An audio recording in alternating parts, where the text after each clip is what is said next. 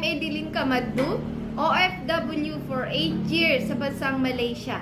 And right now, nakapag-for good na po ako dito sa Pilipinas. Isa lang din po ako sa patunay ng EOS platform.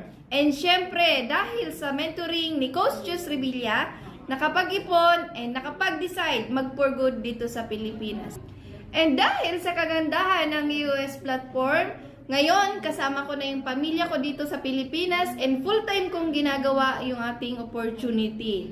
And right now, kasama ko na din yung AOS platform at GI community. Kaya kabayan, kung napapanood mo ang video ko na to, wish ko na ikaw na din yung next na makakapag-for good dito sa Pilipinas. God bless and thank you. Kabayan, matagal ka na ba sa abroad pero wala pa ring ipon?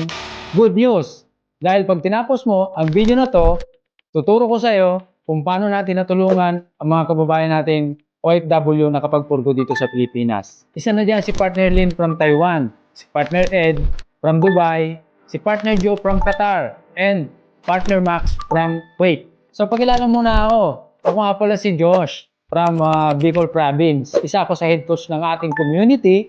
And may short message lang ako sa iyo kabayan. Hindi habang buhay, hindi sa lahat ng oras, ikaw ay malakas dyan sa abroad, sa pagiging OFW. Hindi sa lahat ng oras, ikaw ay OFW. Darating ang time, magre-retire ka din.